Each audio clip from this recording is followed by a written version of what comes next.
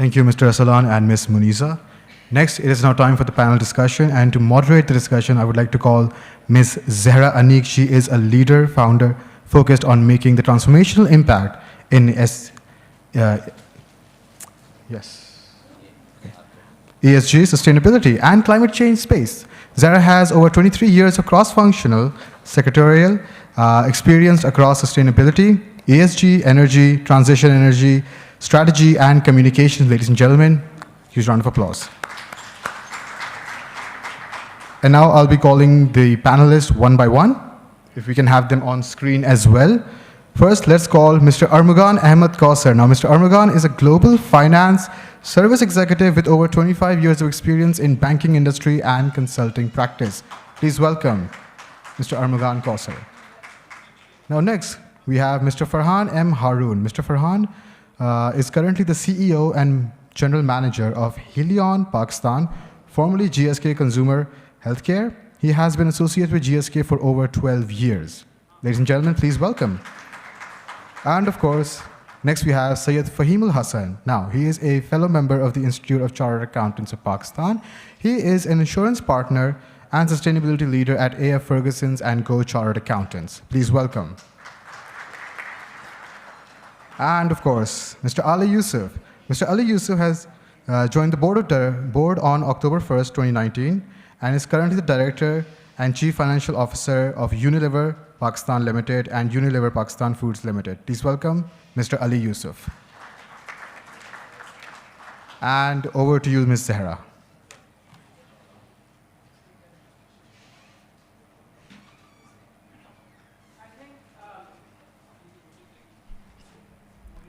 Today it's really heartening to see a hall full who's here sitting to hear about ESG. I think about 5 years back, I was in a similar setting, and I asked what ESG actually stands for. And approximately 3 to 4 hands were actually raised, and they knew about what actually ESG stands for. I hope today everyone can raise their hands.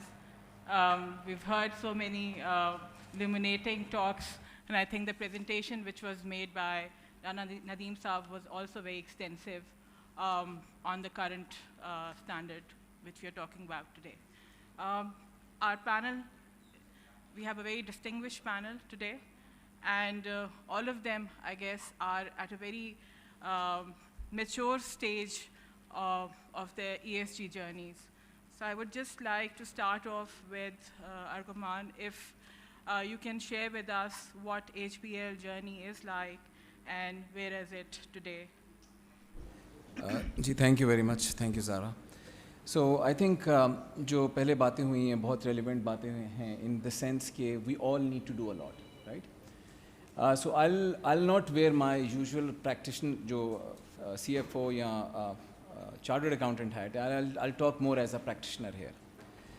Dr. Saiba ने भी बोला कि again all these elements need to come together. Now where are we right now as Pakistan? So ये मेरे लिए तो हमारे लिए ये reporting issue नहीं है. हमारे लिए ये existential issue है, right? We are the 8th in the world. We are the 8th country which is at the highest risk on the climate change, right? $4 billion lost due to 152 incidents over the last many years, right? Where are we right now in terms of our 3 pillars: environment, the part around the economy and the society. These are the 3 pillars of sustainability, right? So if as sitting as representing financial services, which is often maligned in many ways, we are a very important sector. And I just want to share with some elements of HPL story, just not to demonstrate that we are doing too much. I think we need to do a lot more, but just to highlight and flag what does the real life shape up happens once we try to put things into action. So we have taken some steps on the environment side. We set up our ESG team in 2015, right? It's a robust team of almost 10 individuals now. We made a principled decision in 2020 that we will not lend to coal, any new coal credit will not be given, right? There was what we call in ESG terminology, a significant transition risk. Profitability gets impacted. We took that decision. Number two, what we have done is we have created a green taxonomy for us. उसका आसान ज़ुबान में मतलब ये है कि we are able as a risk and a business tool, now we can decide where to put our capital, right? किसको lend करेंगे तो environment और economy का ज़्यादा फ़ायदा होगा, right? So that is, there is no global benchmark around it. That's something which we have discussed with our regulator as well. State Bank of Pakistan, I think out of all the regulators, they have been very forthcoming. So ये guidelines आई थी Green 2017 में और ESRM framework आया 22 में.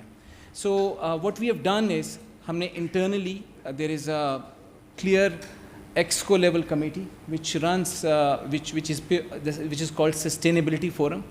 तो bank wide हम अपने touch points को इस्टेब्लिश कर रहे हैं कि हमने आगे कैसे जाना है, right? For the sake of Pakistan, because अगर ये मुल्क है तो हम लोग हैं, राइट? हमारे सारे इंस्टीट्यूशन सभी फ्लरिश करेंगे तभी हम चीज़ें रिपोर्ट करेंगे जब ये मुल्क सर्वाइव और थ्राइव करेगा, राइट? फ्लड की पिक्चर लगी हुई थी. 1/3 of the country was under water last year, right? और इस वक्त क्या सिचुएशन है? अल्हम्दुलिल्लाह, touch wood, we have had good three set of crops which never has happened in the last 5-7 years. So we are safe in that space. We feel agroeconomy is coming up. But the problem is not limited to this. The problem is far reaching. So as an institution, as a player in the local Pakistan setup, we are doing two things. We are getting accreditation from International Climate Fund. उसका मकसद ये नहीं है कि हम पैसा बनाएं, उसका मकसद ये है कि इंटरनेशनल के जो भी प्रोजेक्ट्स हैं around environment, we can pull those. If we are accredited, we can enable that journey.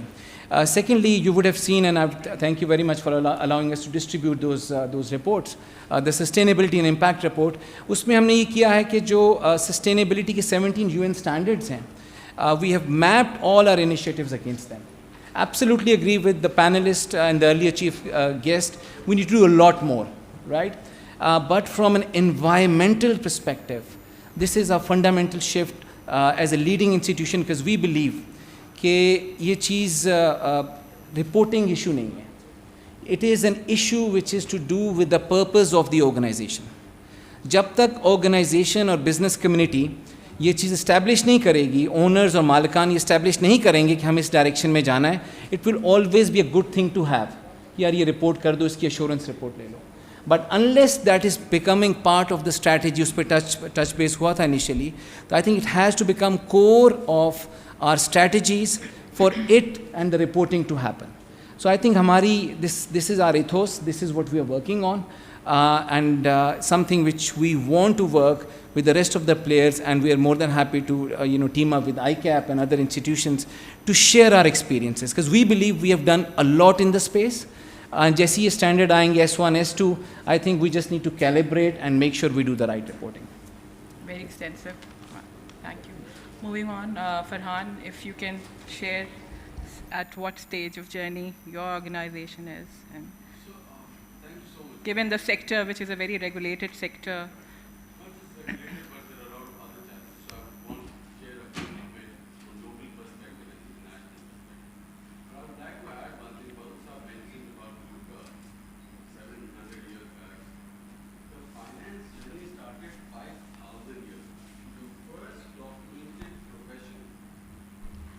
जो उरुक डायनेस्ट जब ज़माना था, this was 3400 BC.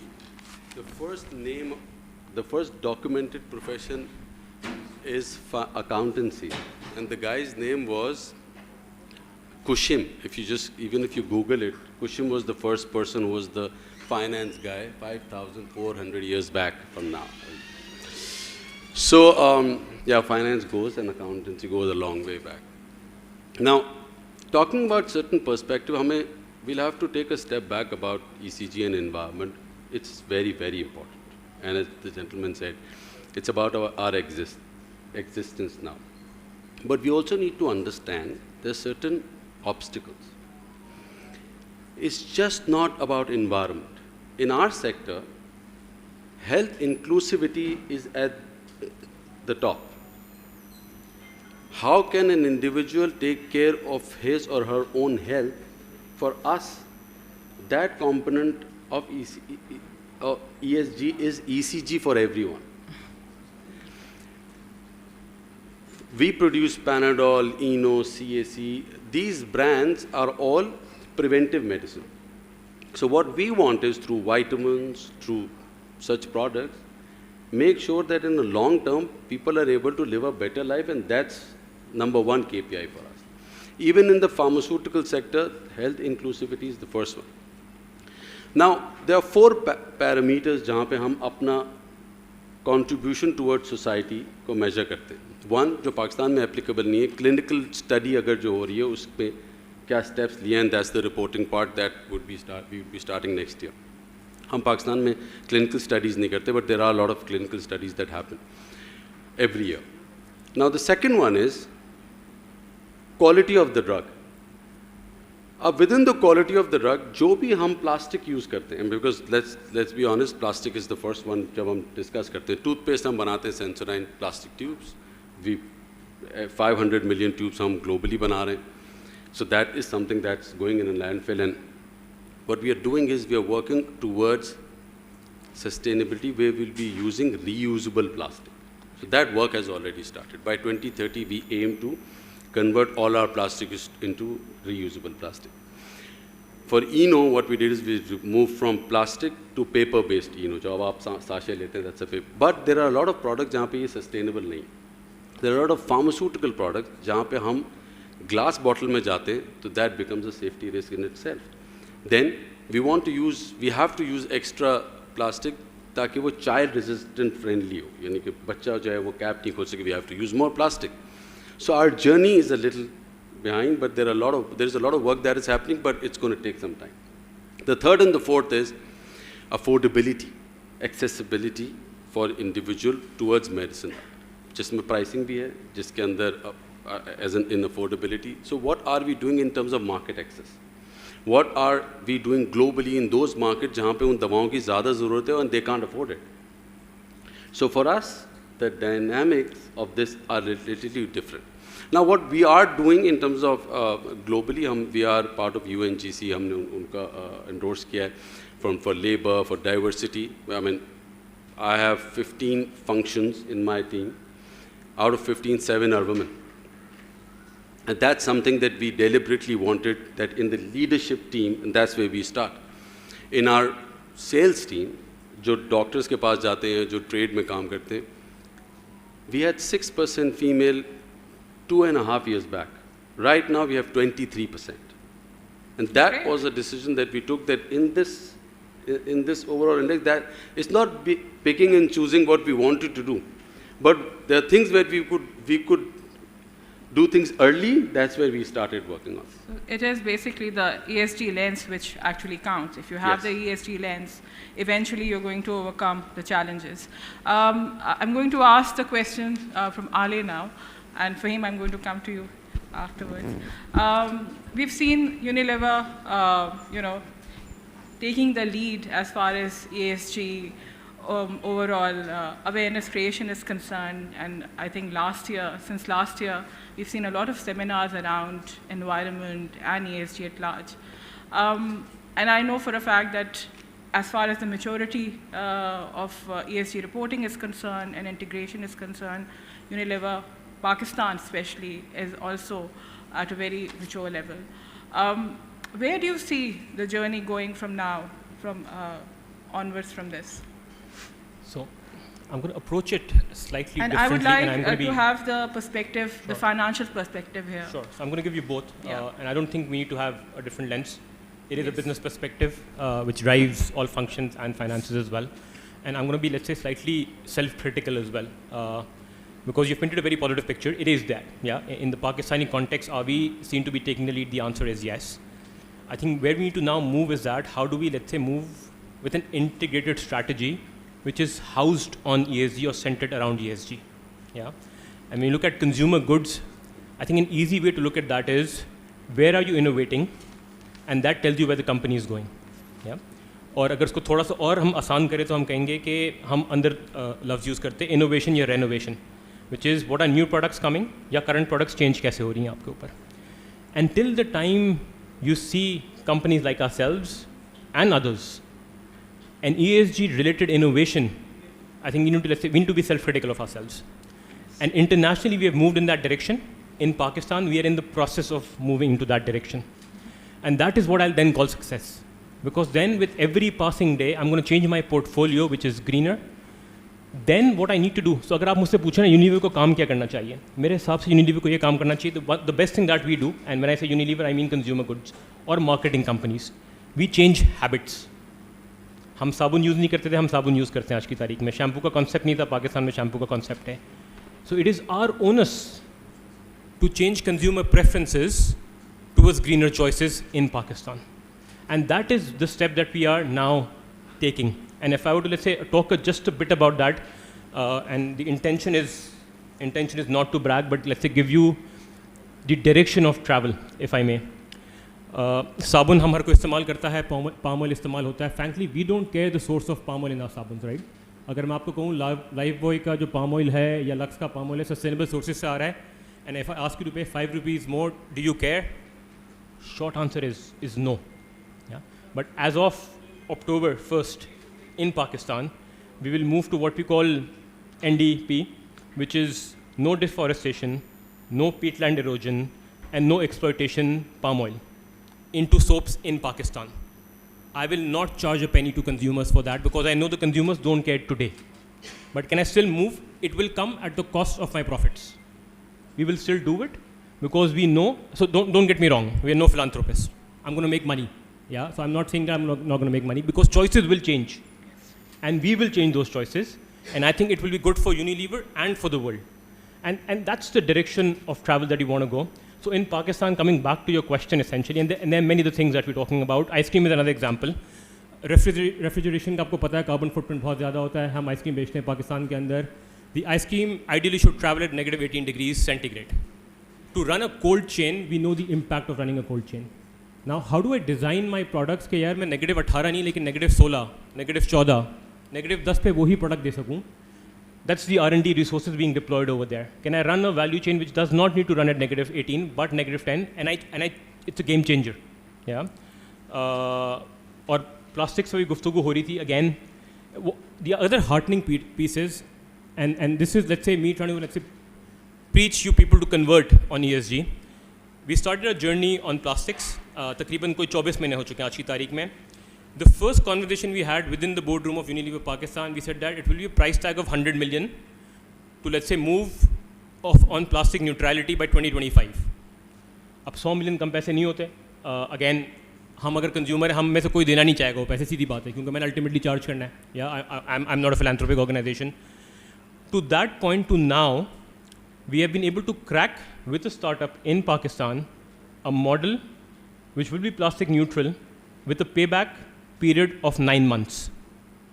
I'm going to start making money by using less virgin plastic and repurposing plastic in a matter of 9 months only.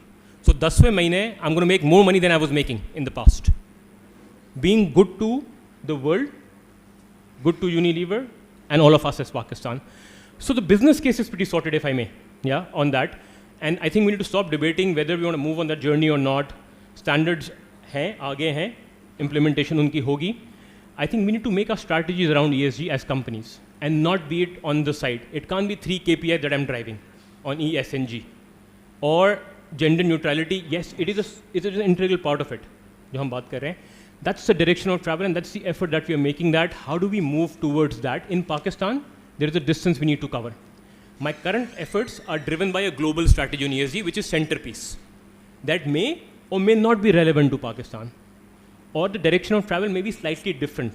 And with the standards kind of coming in, we have to apply a lens which is material for Pakistan, not a global materiality.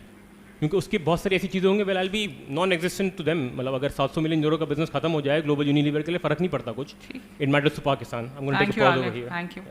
Moving on, Fahim, आपसे अगर कहा जाए तो I think इस दश में स्याही करते की स्याही जो है ना काफ़ी अरसे की है, and it's been a decade or so. I just want to understand the challenges which when companies start off with the ESG journey, what kind of challenges do they actually face?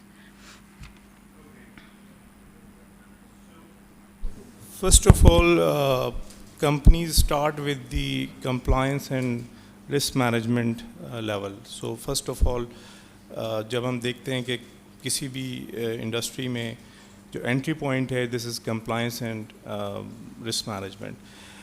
Then you obviously learn over time, and then you graduate, and then there are operational cost savings, and there are operational efficiencies and effectiveness, and obviously direct savings which come through. Then they realize that these are very good initiatives, and obviously we all know the initiatives, and obviously they cost money in the beginning, but then gradually they turn into, as Ali mentioned, that they turn into profits. And then the third level is the strategic advantage. And I think in Pakistan, probably very few companies, probably Unilever would be in that category, where it has become a strategic advantage, where you can be called as a leader in that particular industry. And then the people follow you. And obviously when there are good examples, you should promote it. You should publish your reports. You should make it known to the world so that others also follow. They copy with pride. So I think there are all across the industries, organizations are at different stages. Definitely globally, the big brands are at a higher level where it's already become a strategic advantage.